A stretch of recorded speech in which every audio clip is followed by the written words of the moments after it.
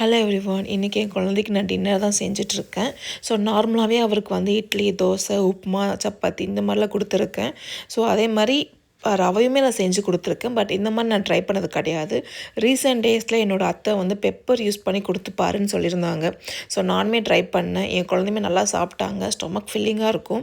அதுவும் இல்லாமல் அவங்களுக்கு கோல்டாக இருக்குது, காஃபாக இருக்குன்னா அந்த மாதிரி டைமில் இந்த மாதிரி ஒரு சில டிஷ்ஷஸில் நம்ம இதெல்லாம் ஆட் பண்ணி கொடுத்தோம் அப்படின்னா ரொம்ப ரொம்ப நல்லது அவங்களுக்கு. ரொம்ப ஹெல்த்தியும் வேறு.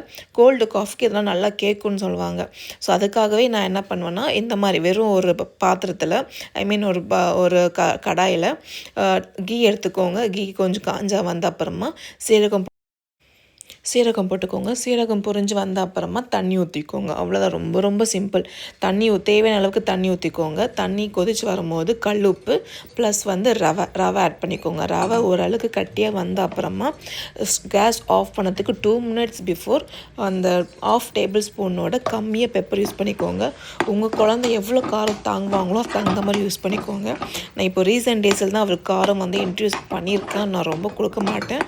லைட்டாக தான் கொடுக்க ஆரம்பிச்சிருக்கேன். அதனால் 1/2 டேபிள் ஸ்பூனோட கம்மியாக தான் நான் கொடுத்துருக்கேன். அப்புறம் கேஸ் ஆஃப் பண்ணிவிட்டு அது நல்லா ஸ்ப்ரெட் பண்ணி விட்டுக்கோங்க. நல்லா மிக்ஸ் பண்ணிக்கோங்க. அந்த பெப்பர் வந்துட்டு அந்த உப்புமாக்குள்ளே ஃபுல்லாக இறங்கணும். அப்போ தான் அவங்களுக்குமே ரொம்ப ஸ்பைசஸ் தெரியாது. ஃபுல்லாக ஸ்ப்ரெட் ஆகணும். ஸோ நல்லா வந்த அப்புறமா கேஸ் ஆஃப் பண்ணிவிட்டு ஒரு 1/2 டேபிள் ஸ்பூன் கீ விட்டுக்கோங்க. நான் ஏன் கீ விடுறேன்னா ஏன்னா அது ரொம்ப ட்ரையாக இருக்கும்.